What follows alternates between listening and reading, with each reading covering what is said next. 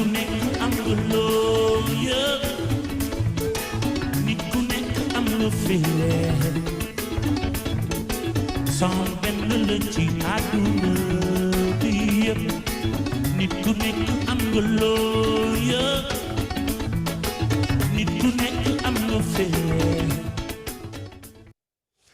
nit ku ne am na loo moom nit ku ne am na looy sentir sound benn la ci àdduna bi loolu bu ñu koy wax norme yi la mbokk yi nuyu naa leen dal leen jàmm ci RTS 2 la deuxième chaîne nationale du pays la chaîne sportive et culturelle namoon naa leen xam naa ni yéen a ma raw waaye yàlla na suñu borom def jàmm ci réew mi defal ko kilifa diine kilifa aada kilifa réew mi ak képp kuy nokkee bi mu réew du ñu fàtt mukk di ñaanal way dawlu yi suñu borom teeru leen gën gaajana oyofal suuf seen kaw wàccee ma di seen kaw képp ku tawat nga koy doxaale nga tëddaale ko nga ne ci hôpitaux yi ñu ngi ñaan suñu borom faj jàngoro yi te def ci poche yi dara ndax ñu mën a jënd ordonnance c'est très important faaw ñuy def yëfi nit te yëfi nit ñooñu mbokk yi moo ñu yóbbu ci ñi nga xam ne dab na leen ba caabi féete leen ginnaaw suñu borom génne leen fa teg caabi seen loxo mbokk yi dal leen jàmm ci musicalité lecture de la musique jàngaluñ kenn dañuy waxtaanee mbir mi ne ko lu koy defar de 1972 fii ma toog mbokk yi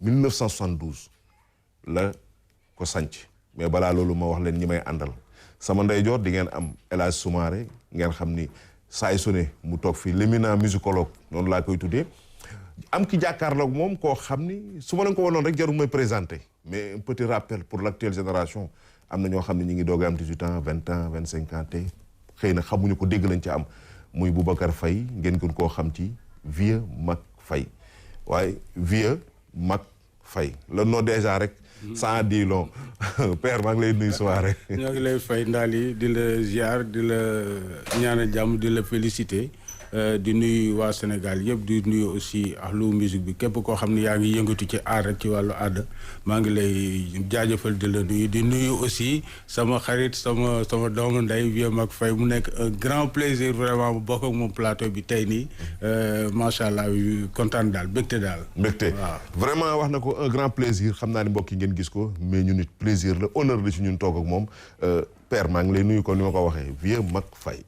merci beaucoup jërëjëf daal yi maa ngi lay fay bu baax a baax di nuyu mon ami et frère aussi Soumaré pour le travail que vous êtes en train d'abattre parce que yéen a ngi wax li nga xam ne tey dafa Sénégal moo ko soxla au-delà de nos personnes war nañu xam ne que léegi képp ku fiy liggéey képp ku fiy def na ko def pour dans l'intérêt du pays na la réew mi rek tax a wax ak tax a jëf voilà jërëjëf si invitation. jërëjëf maa koy mbokk yi ma fàttali waat leen di ma doon wax 1972 la ñu sanc studio bi ah ça fait un moment déjà xëy na yéen nouvelle maison ngeen xam mooy RTS 1 mais bii ñu toog ñun 1972 la et 1972 boobu mbokk yi am na lu mu tombeloon ci musique sénégalaise la culture sénégalaise dans sa globalité mais 1972 à nos jours fan la culture bi toll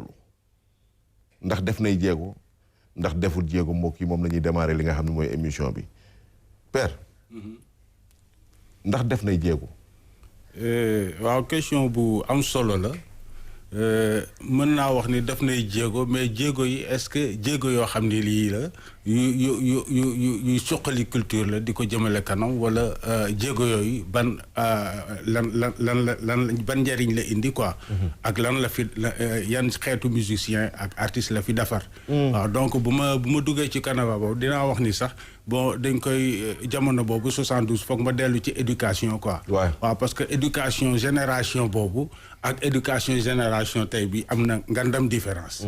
déjà ce qui fait que les musiciens à l'époque année yooyu ngay wax ak musiciens jamono bi am na une grande différence. de par l'éducation bi de par aussi ci formation bi ci njàng ba ci njàngu école bi sax daf ci am parce que léegi boo xoolee sax France sax gars yi il parle plus un mot français lépp dafa chamboulé wu.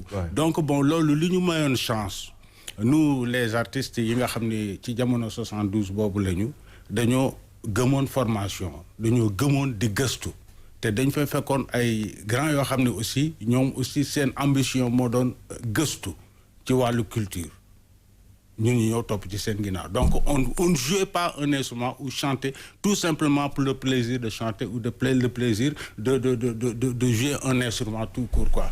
Bon dafa demoon ba nekk benn passion boo xam ni kenn ku ci nekk sa instrument da nga ci relater quelque chose de positif bëgg nga ci génne lu positif muy woykat bi muy instrumentiste bi quoi. Donc bon différence bi mooy que daal ni ma ko am habitude de wax. am na benn manque de formation bu mag boo xam ne am na ci diggante génération boobu ak génération bi quoi waaw donc bon. loolu danañ ci ñëw ci kanam parce que bëgg naa après ñu xool diggante démb ak tey dama koy xaaj ñaar du ma ne les deux générations parce que ay génération jaar na ci diggante bi mais naa xaaj ñaar démb ak tey lan moo leen utale wàllu instrumentiste mais tey ci wàllu culture ñu ngi ko comme ni ma ko waxee de 72 à nos jours Vieux Mac Faye ndax am nay jéego dëgg-dëgg parce que père moom gis na ay jéego mais jéego yi gisul ne sax am na fu mu toll. alors daal di dès l'ouverture dafa am benn affaire bu am importance boo wax mooy maanaam chacun a suivi son chemin. artiste bu nekk dafa jàng boppam amul ku ko wax jaaral ni amul ku ko wax jaaral ni dafay demal boppam rek waa loolu dafay am nu muy répercussions yi muy am. 1972 ba léegi xam nga maa ngi koy wax ni que studio bii ma nekk ni tey je me rappelle Khalil Gueye fii la daan defee jazz plus Khalil Gueye fii la sa scène bi nekkoon en face fii ñu def sama guitare ma doon def man xam man on m'a catalogué jazzman sans que ma génne un seul type de jazz sans que ma génne un seul titre un seul CD ou bien un truc de jazz ba tey jii ba tey mais man gis naa le blues du juge le blues du juge waaw. En fait, c'est pas du jazz. C'est du blues. Disons que non, c'est du blues. Il faut que nous sachions que déjà dans le truc, si HB, jazz et blues de ben. Ouais. Bref, Khalil Gueye jazz là. Mais moi, j'ai fait du jazz classique pendant une trentaine d'années. Jazz classique, mais c'est du jazz classique. Jang là. Moi, école bobu nga xamné, moi jang med. Mais jang med bobu, da ngay gëstu comme école gaay li ñu jang ci école. C'est ça l'avantage. Te dafa laaj booy jouer jazz moom doo xalaat sa dépense suba de. déedéet kon da ngay note dafa bëri. accord ya dafa bëri bu na sama dépense suba ndékki lan laay ndékki. kon da ngay juum te da ngay juumaale la kii. parce que jazz mooy li nga xam ne c'est la musique la plus démocratique qui soit. ndax da ngay gis batteur bi nekk fii. guitariste bi nekk fii. bassiste bi nekk fii. saxophoniste bi nekk fii ventiste bi nekk fii. ku solo ba pare. da ngay abal sama moromu solo kooku solo abal sama moromu solo abal bu solo c'est ça la démocratie. ok ku nekk na wax soxlaam ku nekk na wax. nu mu gisee sur un thème bi nga xam ne connu de tous. alors mu doon li nga xam ne en 1972 man je me rappelle ba ma daan toog di def jazz tungu naa nag ma daan def di jouer sax sama rakk yi sax dañu ma doon wax man mais vieux yow doo bàyyi jazz doo bàyyi nii dañuy sonal ak tanga les gens le disaient. Je n'avais pas d'amis, je n'avais pas tout mais ma xamoon naa man fan laa parce que man je faisais ce qui me plaisait. man dama ne mbalax mun naa ko ba pare. damay wuti leneen. aussi simple que ça. aussi simple que ça et j'adorais le jazz question de goût la. alors maintenant. Pendant un moment ma jëm def jongama yaataaru jongama yaataaru daal def benn boom nga xam ne et c'était pas ma trajectoire hein. Les gens me disent non il faut pas le dire mais je dis que c'était pas ma trajectoire parce que jongama yaataaru ba ma ko doon def dama ko def nii un peu par accident parce que man à côté de jongama yaataaru il y avait un album que j'avais fait qui s'appelait Rap Taasu. Raptaasu moo jiitu Ainsi va la vie. mooy Ainsi va la vie si album Ainsi va la vie. gis nga yaa ngi wax waxu Raptaasu. ndax moo ko jiitu. te mi ngi woon ci biir. mais daf ko kii daf ko. jongoma waay daf ko suul. et boobu temps je me rappelle DJ Awadi mu may dégg quand je disais écoute moi le fekk muy démarrer avec kii Positive Black Soul ak yooyu. Bon moom tamit il a beaucoup travaillé dans le rythme américain. mais man gëw moo rythme américain en ce moment. parce que boobu rap bi influence américaine la moom. influence carrément. carrément. ma ne ko man je préfère faire le rap taasu c'est-à-dire un rap bi nga xam ne qui s'apparente à nos valeurs. à nos réalités. taasu c'est du rap. mais su ma naree jël rap c'est américain jël ko teg ko ci kaw rap sunu rap bi dañuy suul sunu rap bi muy sunu taasu bi. imagine-toi depuis boobu ba j'avais cet esprit un peu rebelle. Ma façon de voir la société. Ouais. Ma façon de voir la musique. Ouais. da nga xam ni que on m'aimait ou on m'aimait pas. Ouais. Et j'ai vu que man par contre je dérangeais beaucoup. Ouais. Évidemment que looy booy def quelque chose bi nga xam ne qui est contraire à ce qui se passe. Tu déranges. wala nga nekk un incompris. Je suis ba léegi je suis un incompris. Ouais. Voilà Ouais. je reste un incompris. Ouais. Et je l'accepte, je l'assume. buñ ma gars yi comprendre un jour ils comprendront. Oui, ils comprendront. Est-ce que commencez vous comprendre parce que là on commence à voir ce rap hein. Ah, t'as vu? Ouais. Et parce que la musique d'aujourd'hui ñi nga xam ne booy rap yi ñu def. soul bi la ñuy jëli. Ouais. soul bi mooy musique d'avant bi ma daan def man. bi nga xam ne man bu ma ko daan def en ce temps là. mooy na waaye kii bu ñu sonal ak jazzam bi la ñuy wax. Ouais. ñu sonal. Ouais. Donc j'ai été longtemps écarté. Mais tey jii gis nga le temps a fait que. booy yi ñu koy ñëw di ko jouer. Et ça passe. Ils sont en train de revenir. Même le blues hein. Même le blues, tu Même vois le ça. blues. Xam nga ce qu'il faut comprendre dans le blues, c'est ça qu'il faut comprendre. Gis nga c'est la blue note. C'est ça qu'il faut comprendre dans le blues. Parce que Bob Marley, il fait du blues. Ouais. James Brown, il fait du blues. C'est du blues. Otis Redding, il fait du blues. Ouais. 1, 4, 5, avec la blue note, tu vois, ça te sort, tu vois, l'aspect blues, la sonorité blues. Alors, mu nekk li nga xam ne man nekkoon naa ci. ba léegi ci laa nekk nii. Mais au lieu de donner ça une couleur, de donner à ça une couleur américaine, mais ma indi ko si Afrique. si sama Sénégal bi. parce que moi j'ai toujours dit Samba Jabare Samb blues lay def.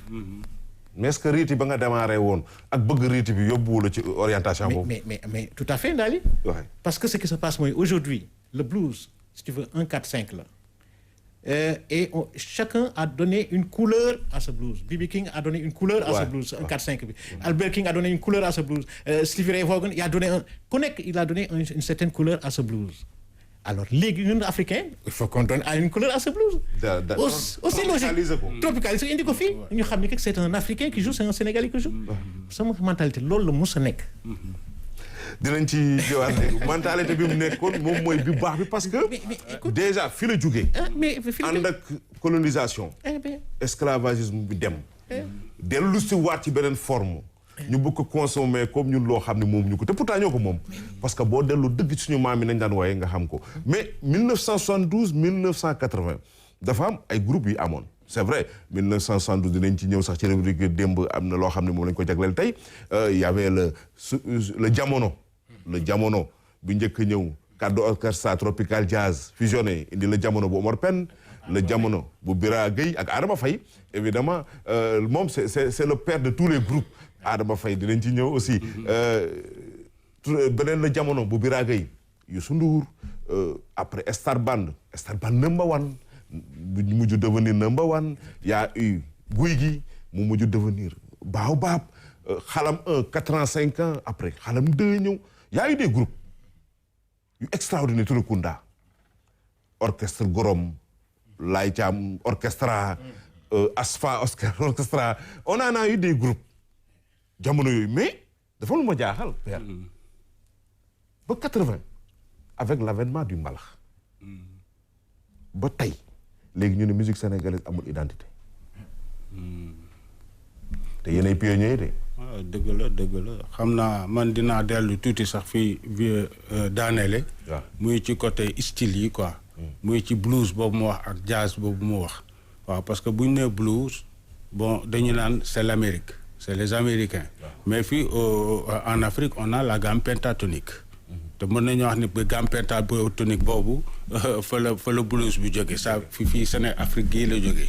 la preuve ànd ko gis nga bi Ali Farka Touré ne bëri kii gis nga ni mu def cartonné parce que les Américains ils pensaient pas que peut-être bon il y a des Africains yoo xam ni ils ont ces mélodies là avec eux te ñun ñoo xamuñu ni ñun ñoo ko moom.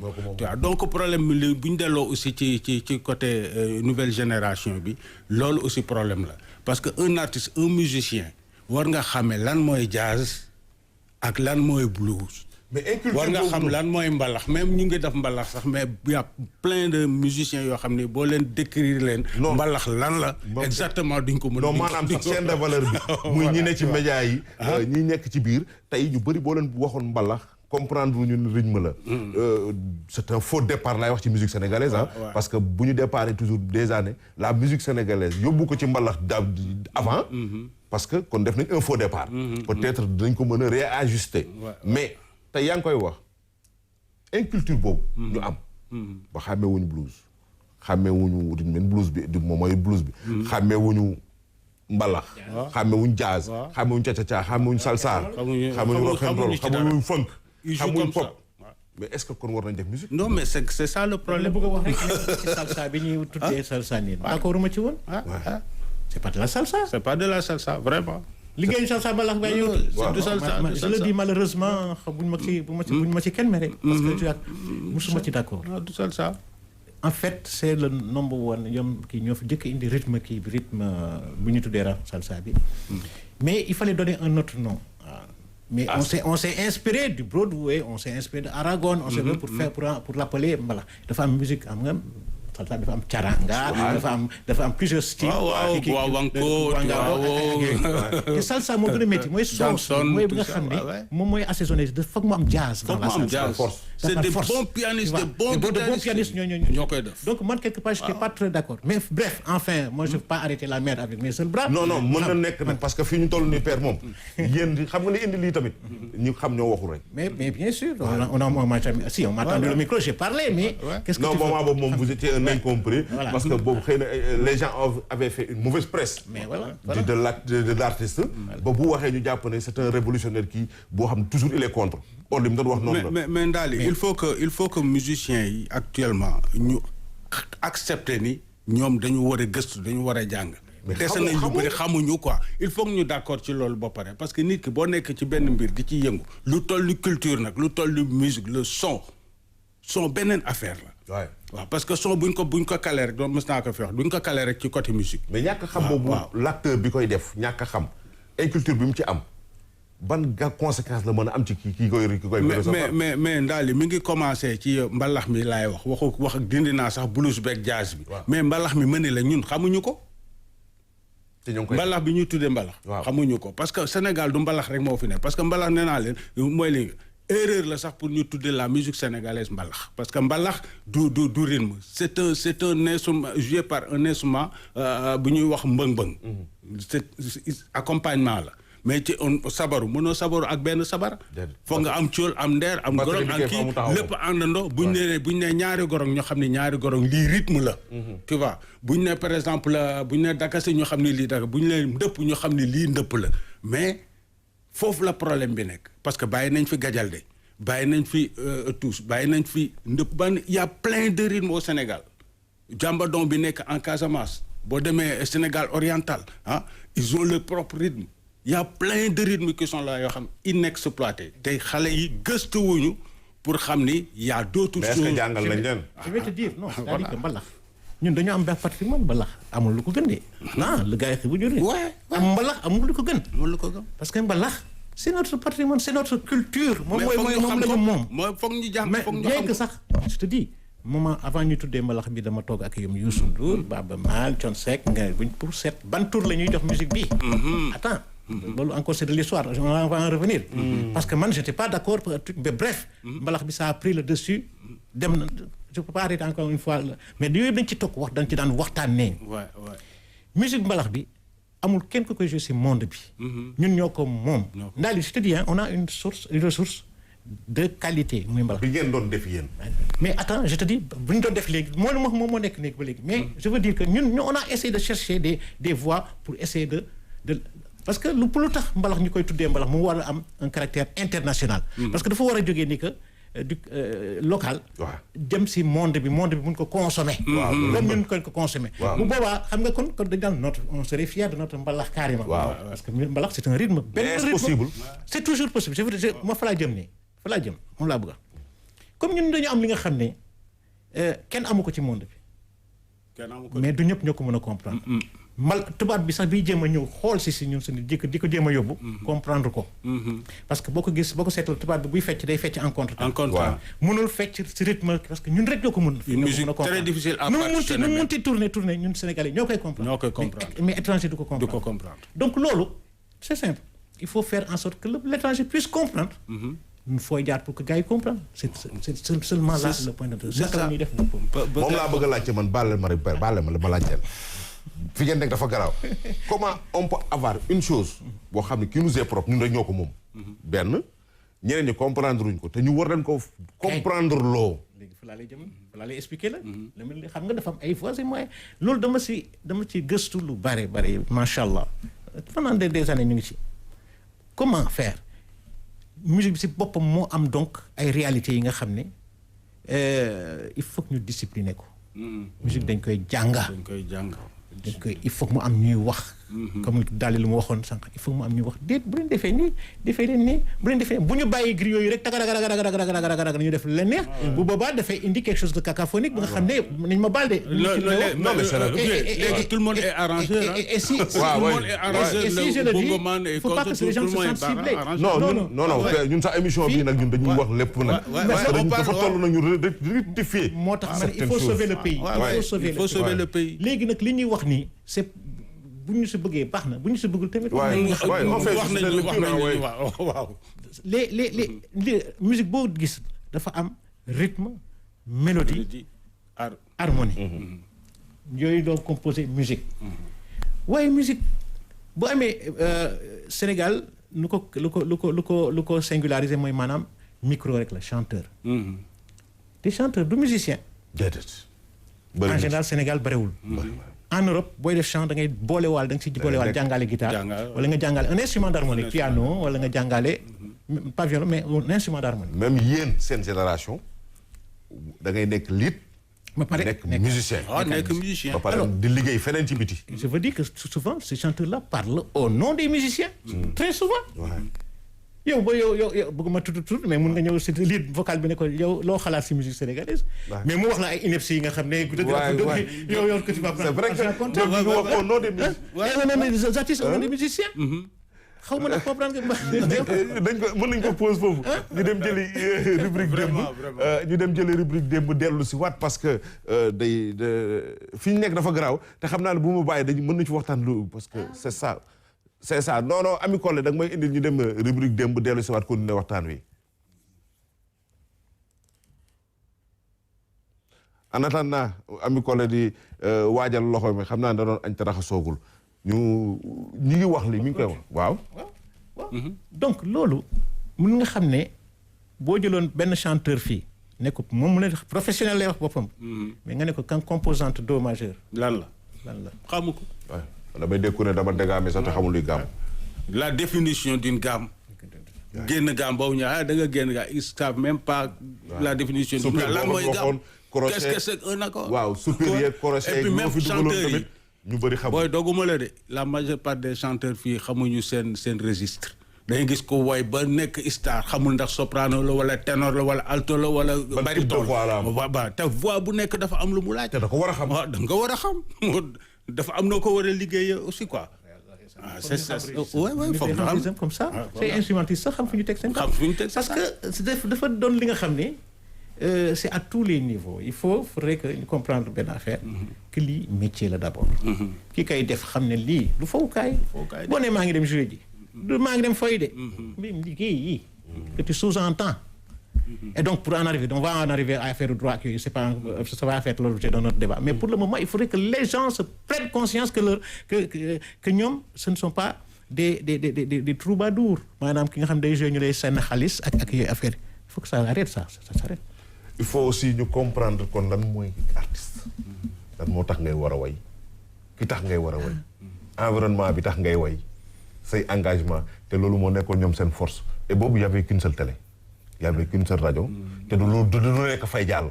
et il fallait être vraiment engagé ci ay causes ba génnoon Sénégal di défendre ay apartheid ak yu ne ñoom seen album boo ci duggaan automatiquement yow cours d'histoire la. mbokk yi nañ dem jëli démb dellu si mooy tey.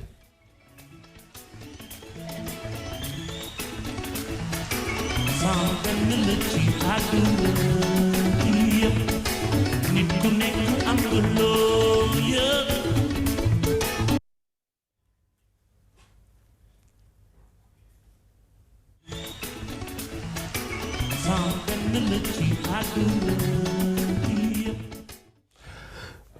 démb day dëppook tey émission bi loolu la ñuy wax tombé la waral ay gaaf on parle de l'évolution de la musique sénégalaise te ñi ko war a wax ñoo koy wax des pionniers des gens qui ont accompagné tellement de lead vocal je pèse bien mes mots de lead vocal et bokk ci ay groupe mbokk yi pour tuuti un petit rappel dañuy dem ba 1965 fii ci Sénégal période post xam ngeen lii ngeen di gis nii ku ko gis xam ne lu yàgg la lii période post indépendance la moo am un Sénégalais un étudiant bu nekkoon bitim réew di jàng tudd Ibrahima Kassé dellu si Sénégal bëgg a investir benn cousin bu ñuy wax Kassé plus xelal ko ne ko pourquoi doo ubbi benn restaurant fekk ko sax ubbi na restaurant bi ngi tuddoon Le Bon Coin Parisien xam naa sama gën a père yi nañ xam fi may wax Le Bon Coin Parisien la jëkk a ubbi Kassé plus ne ko mën nga koo yokk ci biir yokk boobu mu dem indi créé lu ñuy wax Miami bi mu ko créé il fallait que mu am ay musiciens yu fay jouer des musiciens je dis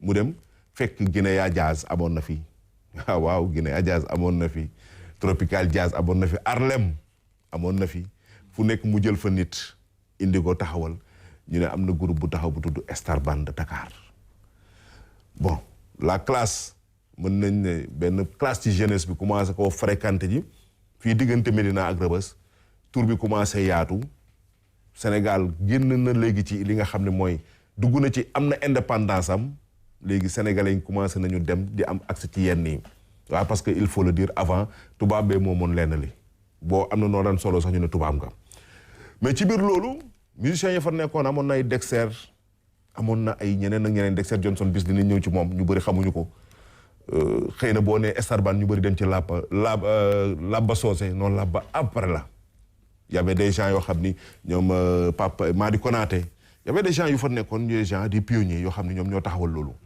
mais bi mu ko taxawalee nag groupe bi commencé dox tuuti ba dem voyage Gambie ci voyage boobu la Labba feeñee parce que y avait Amara Touré bu fa nekkoon aussi nga xam ni boo ca voyage ba sax d'accord woon balaa ba waree bëf mais loolu la yàlla tuddoon fa la mujjee feeñ ba mu ñëwee Dakar ñu tegaat ko ci loxoy Dexter mais li tax ma leen di wax groupe boobu mbokk yi dafa bokk ci évolution musique sénégalaise parce que dafa jóge moom groupe boobu après tas bëgguma leen defal histoire bi day gudd trop mais bi muy tas Dexter dem na fi ànd ak Labba Socé génne woon nañ sax benn cassette jamono yooyu cassette wala boog jamono 45 tours wala boog 33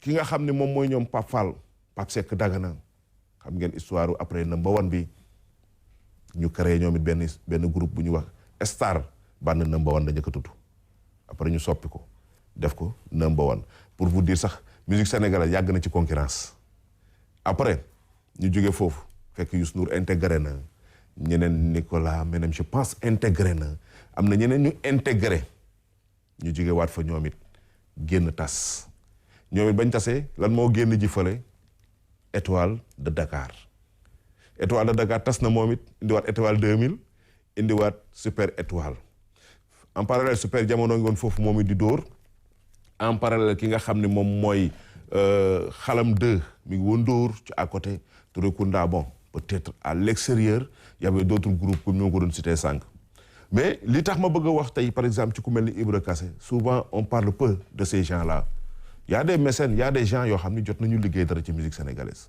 te baaxoon na tey ñu immortaliser leen pourquoi pas am académie bu mag ci réew mi classe bu ne wala niveau bu ne ñu tuddee ko kenn ci mel noonu parce que du moom rek bari na fi ñoo xam ne ci jamono jam méttee liggéey nañ il a eu des enfants gis ngeen Alioune Kassé gis ngeen Ndeye Kassé mais est-ce que def na li seen papa doonoon en tout cas ils ont fait aussi leur chemin ñoom propre à eux mais li wóor ba wóor mooy Star Band mbokk yi indi na fi après ay groupe yu bëri noonu maanaam tey ji ñu bëri ñoo xam ne tey boo leen laajoon ñu ne la jaar naa fa participer naa fa dund naa fa lii même si toutefois que ñeneen dinañ ne la ma fa dund neexuma mais quand même ñu bëri jaar nañ fa école la woon parce que dem nañ ba après c'est l'art production Ibrahima c'est l'art ba muy defar Africando 93 ñam fa jógee boo leen laaju ñu ne la jaar nañ Star Band de Dakar Youssou Ndour boo ko laajee mën na la jaar naa fa Pape Seck Dagana boo ko laajee mën na la jaar naa fa et tant d'autres mën naa la citer ñu bëri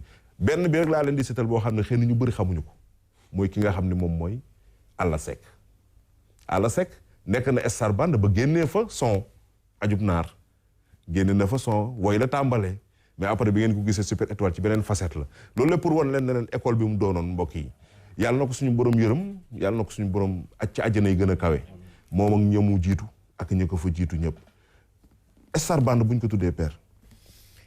moom tamit école bu mag Star Band Yaxya rek en est une illustration Yaxya Fall parce que moom tamit jot na génne style bi nga xam ne vraiment quand je pense à Simbombo quand je pense à Yom Dout Sow et truc ils ont eu à marquer leur truc te vraiment ils produisaient de la bonne musique ñoom tamit ñoom sax ñoo gën a jege salsa bi que la plupart des orchestres ici parce que ñoom non seulement ils ont ouvert une voie mais en plus gars yi vraiment il faut dire c'était de bonne facture lu ñu doon génne malheureusement comme je dis malheureusement il y avait pas une bonne politique culturelle autour parce que à l'image quand tu te parles de 1972 il y avait à côté en Guinée il y avait le Bembeya Jazz Bembeya Jazz qui performait réellement te nga xam ne que parce que quand on parle du Bembeya on parle de Bonkana Maïga on parle de Bonkana Maïga qui a été aux études de Cuba parce que le gouvernement lui avait donné une bourse pour mu dem jàng yi mu dellu si waat il a servi le pays et la musique guinéenne s'en est mieux comportée et la musique sénégalaise même après la musique sénégalaise mais je veux dire que bu ñu copier woon un peu sur ça c'est-à-dire gars yi quand même ñu def jàngal la quoi que ñu comprendre le truc mais la musique sénégalaise dina gën a truc 1972 yàgg na mais je veux dire que à côté on n'a pas suivi parce que bu ñu yeggee ba 1980 nga xam ne période ajustement du ma fa seet parce que boobu beneen période la période ajustement structurel l'avènement du mbalax proprement dama bëgg wax ajustement politiquement bon mu nar mais je veux dire que pour balaa ñu doon yegg ba foofu bu amoon suivi boobu c'est-à-dire que xëy na on se serait mieux comporté mais encore une fois mooy li nga waxoon dañu bàyyi gars yi dem un peu à leur guise ak yooyu bon écoute indi na lii tey suñ ci duggee mooy li ñu wax nii dina yaatu léegi je te laisse continuer. Star Band yaatu na. lan lay fàttali parce que mi ngi ñuy fàttali mi ngi ciy dolli du Sow c'est vrai mi ngi ciy dolli ñeneen ak ñeneen Yaxya Fall. y avait des instrumentistes et puis ñoom ñoo njëkk a dugal tama aussi. créé ko ci salsa di ko jéem a kii salsa waaye. man Star Band bon li ma fa gën a marqué boog li nga xam ne li ma gën a gis ni impact daf na fa impact bu positif. mooy que tous les artistes dañu amoon occasion di côtoyante waaw parce que man je peux dire que fala jouer ak Pafal fala jouer ak Laba fala jouer ak nu mu tëddee tout le monde quoi. ay Marsek ñoom ñëpp bon. pour tous les musiciens tous les artistes se connaissaient. da ngay wàcc yi jox ki sa guitare mu jouer tu vois bon on partageait la musique. avec la rigueur aussi de Ibrahima Kassé. non mais instant boobu bu fekkente ni kale woo sax doo laal instrument. tu n'oses pas. il y avait le baobab qui faisait la concurrence. à côté tu vois. le baobab tout le monde xale seen qualité musique. waaw beneen affaire. boo ko xoolee orchestre bu am étranger. dafa mel ni c'est le niveau est beaucoup plus élevé. non mais si Atiso. xam nga wax nga fi Madi ko Madi étant jeune bon Madi man il me préférait comme bassiste. dafa ma daan tëj ci garage am foofu noonu. tu vois. nga parlé d'un Dexter Johnson. Tu vas me relever niveau. C'est pas coïncidence ou pas. mais les instrumentistes dits étrangers. groupe yi jot a bokk yëpp surtout passage sax foofu parce que les instruments avant. fi mu nekk dañu disparaître complètement. fi mu nekk ni xale yi. est-ce que Thierno Kouyaté li mu def Star Band def na ko feneen. Ah si quand même Thier il a beaucoup transformé par exemple le baobab actuel. Actuellement moo fa nekk. mais de jamono yooyu lay wax quoi. si il a fait des chefs-d'œuvre. am na ay morceaux yi nga xam ne encore on les fredonne. parce que de par Thier c'est quelqu'un qui a suivi parce qu'il a fait les variétés internationales il a fait du jazz en même temps. Thierno Kouyaté c'était ça sa qualité sa force par rapport aux autres. Est-ce qu'on compte peu les Sénégalais yi joué vent bariwul. Et c'était rare nga gis un ventiste boo xam ne il savait pas lire ñoom ñëpp il savait lire la musique écrire tu vois. ils étaient bien ils avaient une bonne formation musicale. mais lan moo tax tey mënutuñ am vent loolu dinañ ci ñëw mais tey bu ñu duggee 1980 jëm ba léegi 2026 période bi ñuy wax léegi am nañ musique mooy la mbalax yaa Super Étoile Badou Ndiaye ñëw na moom dem fële moog El Hadj Faye am lu ñu créé après am nañ fi Ngéwél international am nañ fi léegi groupe bu ñëw rek Ballago Seck mais toujours y a un gars Adama Faye bu musique bi amee orientation internationale c'est lui parce que ku ci nekk fekk na la ci traditionnel très bien. soppi la Youssou Ndour concert Touré Kunda bi après loolu daf koo jëli yaa yu ce qui s'est passé mu defaraat musique ba d'ailleurs ba mu ko defaree ba njëkkee ñëw je me rappelle fii Sorano tëgg Super Étoile nit ñi dañ ne Youssou Ndour fan la jëm ndax dafa réer fekk Adama Faye yóbbu na ko feneen ba mu demee ci Thione Seck la même chose Super Jamono moom je ne parle même pas Omar Pène wax na ko fépp ne c'est Adama qui m'a créé mais tey ku mel ni kooku ku mel ni looy ku des instrumentistes yu mel noonu est-ce que amati na mais dama lay yokkal looy bi nga wax. waaw bi nga tudd moo doon jouer piano. waaw te xam nga looy tubaab la. waaw et il avait un instrument qu'on appelle DX7-2. Sur le DX7-2 moom la doon jouer balafon. waaw tuddewuñu ko woon balafon ci chiffre yi. marimba lañ ko tuddeewoon. dégg lu baax li ma wax. waaw ba ñu paree concert bi Youssou Ndour donc après ci dama jaay parce que dégg kii la ko fi bàyyi woon. waaw looy dafa bàyyi woon kii man ci la ma jaay clavier bi DX7 bi. comme man dama daan joué ay Tamango ak Tafa sama frère bi Tafa kii xam nga te buy joué ak Youssou Ndour ak Adama donc son boobu son marimba boobu ci lañ doon joué nga ma lax bi. tàngat gi tàng donc Adama en a été l'instigateur. parce que moo ko jëkk commencé jouer ak son marimba fa la jógee. mais avant c'est déjà un son bi nga xam ne son c'est pas une invention. l'instrument marimba mais jeu bi moo ko jox le caractère caché bi mu am tey jii. mais est-ce que xam nga ñàkk wax lii moo indi tey. ginnaaw marimba la. voilà li fi nekk yëpp jaxasoo. voilà parce que koo wax bu ne la marimba laay joué. voilà comprendre essence su mbir mi. non mais ni ko Adama doon joué ak ni ñu ko joué nii actuellement y a une grande différence. moom laay wax ni. parce que Adama boo xoolee morceaux yi mu def marimba yëpp. c'était des morceaux bien arrangés. ah oui tu entends tous les instruments. basse partie. il y a l'espace aération. musicien la c'était un musicien. xam nga musicien buy arrangé wute nag leneen luy arrangé. parce que écoute. moi je l'ai connu au Cap Skirring ñu bokk benn groupe ak Sele Thiam. waaw Sele Thiam donc benn nekk maag moom. tu vois ndeysaan on était même chambre ñoo ko bokk. tu vois ak Sele. waaw donc bon mës naa ko fi wax yàlla daf ko mayoon. Adama. transposition Adama nii lay def transposition day xool clavier ni di joxe accords yi. comme ça exactement parce que xam nga lui sa force moo doon. s'il n'avait pas l'instrument nii. da daan dessiner benn piano si benn carton. voilà tu vois. ay touches lay defar ni do mi ré mi fa sol touche blanche et touche noire. après nag da ci composer. y a pas de son hein. y a pas de son. mais il composait à partir des notes. dans le truc bu ñëwee jël guitare parce qu'il était guitariste en même temps. moi je te parle réellement ça affaire noonu la doon demee. Adama toutes les compositions qu'il faisait pour Thione Seck pour machin et tout ça. noonu la ko daan. il était assez dans ses loisirs. Adama quand il était seul machin et truc. mais foofu il mettait à profit ce temps-là. daawul toog di naan ay attaques non. il mettait toujours à profit le temps qu'il avait pour jouer pour composer yàlla daf ko mayal loolu. wallaahi donc mu def. son marimba parce que avant si Fender Rhodes. xam nga le son du Fender Rhodes. ni mu si daan joué mbalax. moom la jël transposé si son marimba mais mu doon leneen. Habib jël son bi. yóbbu ko si Youssou Ndour dans Wendelu. waaw. wëndeelu boobu. mais affaire bi xam nga Youssou Ndour lu mu laa rek day nekk jamono.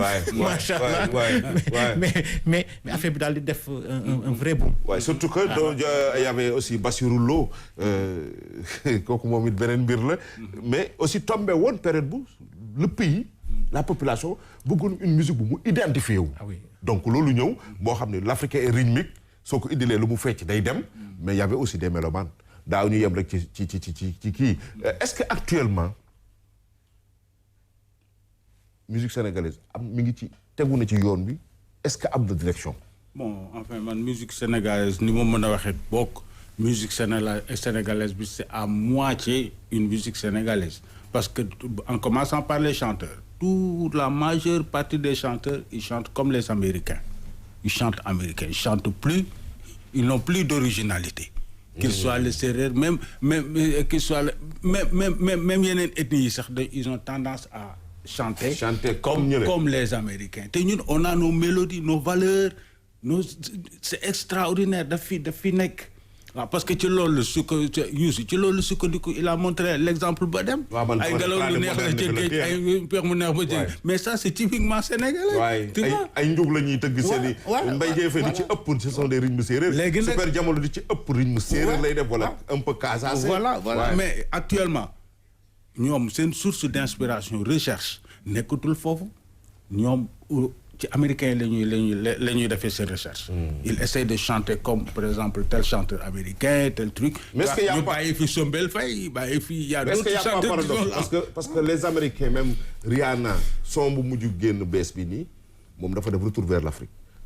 Le moment où les américains ñoom font le retour vers l'Afrique ñun ñu ngi exporté wu ñun di leen di orienté wu ci seen style ñoom. ah mais gisal Baaba Maal est-ce que Baaba Maal il n'avait pas compris Baaba Maal lan lay woy mais Baaba Maal niveau bi mu am musicalement. mais c'est traditionnel, c'est typiquement c'est culturel. Même la chanson du film. Mais c'est africain, tu sens que ça c'est l'Afrique, Alpulaar la, tu vois. Mais moi j'ai tendance à vous poser la question. Bien quand on dit musique sénégalaise, vous pensez à la voix ou bien vous pensez à la musique? Non, bon, je pose ma question par rapport à la musique. Par rapport à la musique. keneen daal di ne yow kii moom mën na woy parce que li muy woy neex na ko. parce que li muy woy sa am na sens. mu ne la musique sénégalaise lii. yow nga xalaat musique mu ne kii musique harmonie. ak kii harmonie donc. je parle des thèmes de musique. différent donc tout dépend acception bu ñuy am. de cette conception musique sénégalaise.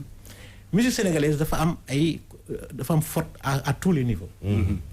artiste bi déjà man mii. war naa xam ne que man li may def métier la.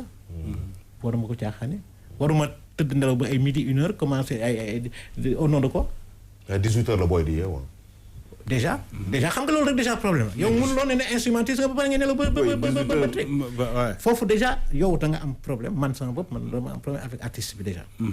teelal yow jël sa instrument bu dee piano la bu dee guitare la bu dee flûte la ñu et puis qu'on valorise les instruments d'avant xam lan mooy kii mooy trompette lii mooy saxo lii mooy saxo soprano lii mooy trombone. qu'on sache au moins que tout ça c'est des instruments. C'est ça le problème mais ñoom ku ci yow li ngay def mooy que marimba bi ngay jël tu travailles le marimba tout court. tout le monde il y a plus de pianistes on n'a que des joueurs de marimba. loolu rythme la. ce n'est pas la musique. rythme la. mais nga yow nag nga yow sa sabar naan tangan nga. moo tax ma ni on n'a plus de pianistes. nous n'avons plus de pianistes. kon boog gis nga benn problème de pianiste. faute la de mais ak kii la faute. damay yegg si rek. xam nga daal fu mu ne nii. dama posé question bu am. mais il faut ñu lii nag thérapeutique la lii la ñuy def wax nii. c'est pour le bien des Sénégalais. ñun dañuy ñëw pour wax exactement réalité ñu seet naka lañ ci mën a def naka lañ mën a def ba génn ci. donc ñu ko prendre conscience de notre situation que ay artistes lañ. que dañu war a jël instrument bi. jox ko ak xam. même bu ñu amul infrastructure pour liggéey pour jàng ko école wala quelque chose comme ça mais nga gëstul ko sa bopp. nga gëstu surtout que léegi nii nga xam ne que. IA bi moom fu mu ne nii dafa forcer sax bunt yi man fu mu ne nii sax maa ngi naan est-ce que dinañ jàngati musique parce que fu mu ne nii damay boucher sama noppi parce que IA bi dafa ñëw dafa bouleverser tout déranger na waaye hiérarchie bi waaye alors fu mu ne nii même lu ñuy wax nii sax est-ce que amati na sens parce que booy na waaye ñu paa yi dañuy sonal nit ñi rek dañuy li ñuy wax nii man defuma loolu IA bi laay jël léegi ma defal sama musique léegi mu pare léegi mais mu jox ñu kon tamit bu pare léegi mu jox ñu musique léegi boo xam ne amul am mi ngi noonu c'est ça moo tax musique boo waxee musique fu mu toll dafay compliqué je sais que il y a 2 ans de ça IA bi avant muy am doole nii parce que IA bi aussi elle a toujours existé l'intelligence artificielle calculatrice machine à calculer IA la logiciel yi IA la les samples yi ñu la jox c'est de l'IA mais seulement léegi la am doole ñu naan ay truc parce que avec l'IA avec ton téléphone tu peux faire la musique de trucs mu lay ñëpp ci am accès au fait ñëpp ci am accès donc c'est devenu beaucoup plus menaçant parce que IA bi dafay concurrencer terriblement l'artiste. toute la créativité. La créativité ak yëpp. te attends léegi c'est tellement bluffant moo tax moom laa la wax ni gis nga am boobu ngay wax noonu c'est relatif. waaw c'est relatif ah. parce que yow mun nga yaakaar ni amul am mais fekk keneen ku koy déglu na mais toi yow dégg nga affaire bi kii génne. waaw naa li keneen ku génne koy sentir carrément. c'est vrai. donc c'est foofu la affaire bi danger parce que c'est tout goût et couleur. ne se discute pas. yow daal yemal si li nga xam ne mooy objectivité bi mooy li nga xam ne moom nga xam mooy art bi musique bi. léegi nag nga ko mën a aaree contre intelligence artificielle ba nga xam ne. intelligence artificielle mun na fa jaar. ba pare te du yàq du la yàqal. mu doon support. mu doon c'est pas un outil.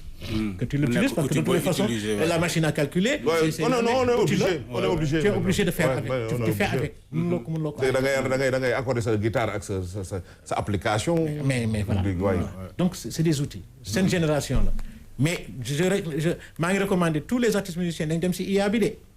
ah oui nañu continuer complété wu par l'IA. da nga d'accord loolu. waaw. d'accord la. enfin bon moom ci sens bi muy waxee. waaw c'est possible parce que bu ne ñu dem envers IA pour compléter wu. c'est pour aller faire des recherches. parce que loo xamul. loo xamul aussi mënoo ko utiliser. surtout que ñeneen ñi dañ koy jël utiliser ko yow daaneel la. waaw voilà c'est ça quoi. yow nga defe ne fu mu ne nii. li musique yi ngay dégg ñoom ñoo ko joué. non. waaw yow li musique yi ngay dégg sa kii yëpp gars yi joué wuñu ko de. loolu mooy pour danger bi ay sample studio boo fa xasee ba dugg. waaw techniciens yi dañ la gën a affaire defal le son ba nga xam ne yow sa bopp yow doo ko xalaat sax. même quand tu chantes faux souvent. quand tu chantes faux ñu rectifier la moo tax live amatul. mais sur scène. kon boog moo tax ma ne artistes yi dem leen utiliser IA balaa mu leen di rëcc parce que gars yi ñeneen ñaa ngi autre informaticiens yaa ngi toog. di créer li nga xam ne yow doo fa sax taxaw. mais sur scène. ouais. nga créé loolu pare sur scène. non c'est ça l'avantage du truc. IA moom mënoo ko sur scène. te ils vont y arriver. ils risquent d'y arriver. c'est un danger bi nga xam ne yaay toujours là mën nga ko def pour le moment mën na nekk en studio mais sur scène écoute les techniciens sont à côté hein. Écoute, tu as ta voix et quand tu es truc, on te règle selon un certain nombre de décibels, mets moi des effets. Dès lors qu'on te met des effets de voix, de réverbération, autotune, il y a autotune, il y a des possibilités de te mettre tout ce que tu veux. Parce que c'est du numérique maintenant. On en est à l'état du numérique. Donc d'autres analogies il faut s'adapter, être tout en conservant nos valeurs culturelles. Mais xam naa ne fi ñuy terminer nii question lay ubbiwaat parce que est-ce que jarate na ay voilà. est-ce que jarate na ko parce que léegi da ngay taxaw ci defaral lépp nga taxaw même sur scène tu peux bluffer mais bu mu la juumloo l'artiste bu demee ba créetul du artiste même s'il se considère artiste yàlla daf ko may li tax mu nekk keneen ku bokkut ak population bi parce que bu ñu fàtte ni ñun jongama yaa taaru xoolal ni muy doxee xoolal c'était une façon de démontrer la démarche d'une femme africaine sénégalaise ñëpp demoon ba jigéen ñi jàmm ñun ñuy fekkee gis jigéen ñi dañ commencé woon parce que sa yaay da la daan wax baax dégg nga li way wi wax ñu xamal ne jigéen booy dox nang ngay dox ay way yoo xam ni thématique yoo xam ni tey jii nag boo toppee IA ba mënoo créer loo xam ni tey jii mën na defar sëy mën na conscientiser une société surtout une société boo xam ni la presque totalité ay jeunes lañ te ñu war a def éveil des consciences dañ cay toll ñun Afrique tubaab bi yeewu na ci yéen ñun yeewooguñu te musicien bi moo tax artiste bi il a un rôle important ci loolu dinañ amaat occasion defaat débat parce que lii mën nañ ci waxtaan 1 an man seetuma kii mooy ñëw ku ñëw man dès l'instant muy jëriñ la culture sénégalaise la musique sénégalaise rek mooy loolu mais dogguma la kii Ndaali bëggoon naa ci sànni dara waaw ci IA boobu gis nga gars yi dañu jóg bu yàgg parce que avant IA bi nii ñoom ils nous ont pris tous nos instruments traditionnels waaw samplé ko waaw taa am benn tubaab may gis tamale mooy li may wax ni dina am ay jëmmi jamono génération yuy ñëw boo leen ne Sénégal que gaabu ñoom moom kora dañ la c'est pas vrai c'est pour les tubaab wala nasaraan yeewu boo leen ne balafon du ñu xam sax origine balafon fa day dem ba day réer ils ont tout pris sample yëpp ba pare ñoom ils ont tout maintenant ñu toog mooy yaa bi rek loo fa soxla da nga ko fay am ñu ngi may naan heure bi jot na waaw déjà oui mais en tout cas c'était un plaisir te ñi ngi ñaan amaat plaisir bi mbokk yi dëgtal leen ko yéen it mooy am fi ñu mel nii di fi am saay su ne ñu mel nii parce que mooy suñu njëriñ parce que Sénégal lépp problème bi yëpp mooy transmission de génération en génération bi dafa am fu mu ratee pont bi maa ngi ko wax sànq Mari Mbalax ñu bëri dañoo ñëw topp loolu te xamuñu la moo tax Lamine indi woon ko naka la ko doon defee maanaam duñ jël temps jàng te yàkkamti nañ surtout jamono ji siw ban kàddu dañuy tàggatoo père tey waaw mais pour dire que pour rester toujours ci cadre bi ah. parce que yegguñu de 1980 à 2000. non jógaguma foofu. parce que dañ ñëw ci transition 1990 foog ñu def loolu. voilà waaw. léegi nag comme fi ñu yeggoon ni damay bëgg a wax ni que continuer liggéey. continuer liggéey de toutes les façons IA bi dafa war a rester un outil. waruñu muur dañ ko war a jël comme suñu téléphone bi. utiliser ko waaye waruñoo mën quoi. et que musique métier la. gars yi nañu xam ne que musique métier la parce que y a des droits képp kuy def lenn parce que xam nga sànq dama yemoon rek ci problème bi ni que artiste bi laay jëkk dal ne ko lii da nga war a teel yeew di liggéey sa instrument waaye dafa am li nga xam ne société bi ñoom paa yi ak maire yi duñ jënd CD. duñ jënd musique duñ jënd au contraire dañu naan lii baaxul c'est un problème sociologique. mais wax ni mais bien sûr. boo ko jëlee du dañu naan lii caaxaan la. kon boog les gens commencent à comprendre xam nga tey boo leen nee da nga war a fay musique. day compliqué day compliqué. waaw te musique dañ ko war a fay loolooy dundal artiste. parce que il faudra kon une pédagogie. c'est que yow sa son buy dem nii. waaw yow ki koy teg dafa am ay droits yi nga xam ne ko ciy am. waaw droit d'auteur. waaw droit voisin. waaw yi nga xam ne da nga koy am chaque fois bu ñu parce que kuy utiliser sa son dafa mel ni nga ko ñëw jënd sa téléphone wala ko ñëw jënd day jaar si kees bi da ngay fay. noonu la ñuy fa war a fay musique bi. dinañ ci ñëw parce que waa Sonav foog ñu jaar foofu lépp ci pédagogie la te am na lu ñuy waxtaanee suñu papa suñu yaay danañ comprendre que ni musique bi des fois la ngay dem uti ci docteur bi am na ci musique boo xam boo ko jëndee di ko teg di ko déglu thérapeutique la. bon en fait man li may tëjee mooy que di def appel surtout état surtout suñu ministère de la culture surtout pour que ñu gën a dooleel les artistes yi nga xam ni c'est des chercheurs. am nañu xam-xam ci wàllu musique. dooleel bi mooy que naka la ñu war a def pour sauver suñu patrimoine culturel musical boobu nga xam ni mu ngi fii Sénégal am nañ ko parce que buñ ko teelu la sauver rek dina dem ba lépp day dem soit une proposition ñun bindaguñu dara waaw te li ñu fi bàyyi war nañ ko war a mën a bind état war nañu mën a dimbali ñu bind lépp ba fi sur des partitions bien déterminées nga xam ku ko soxla même boo nekkee ba Japon nekk chinois boo bëggee tel musique style boo fa duggee di nga ko am convenablement ñu sauvegarder loolu quoi il est temps de le faire sinon on risque de perdre beaucoup de nos valeurs culturelles on en a déjà sax perdu des gens Cheikh Tidiane Tall lim fi bàyyi anamu Habib Faye anamu mën nañ citer temps tey ñoo xam ni jot nañ liggéeyal musique sénégalaise des fois pour am seen photo sax c'est tout un problème juste photo dañu waroon cataloguer archiver leen téye leen donc mbokk yi xam naa ne beneen yoon dinañ ubbiwaat beneen brèche parce que lépp pour sauver le soldat qui s'appelle Sénégal ci côté bu ne nag waaw et ñun côté musique bi ñu nekkee aussi dañ ci jéem a bay suñu waar ba ki koy def comprendre que ne moom dafa am impact dans la société impact dans le développement mais que aussi que état bi jàppale politique boobu créer une politique culturelle boo xam ne tey ñi nga xam ne taxaw ñoom ñaar ñi ñëpp taxaw lañ ay école former nañ des milliers de jeunes tey ji ñoo xam ne tekki nañ mën a yor c'est si chaîne boobu dañ ko war a jàppale du ñu xaar kenn nag ñoom parce que ils sont déjà des passionnés ce sont des passionnés déjà quand on dit passion nag kooku moom xaaratul dara mais en retour réew mi na ko delloo lim moom yendu leen ci jàmm mbokk yi en compagnie de nos programmes yàlla def ci réew mi jàmm def ci xel yi jàmm te ñu moytuy xërëm tey jàng xam-xam du pexe à jeudi prochain bye bye.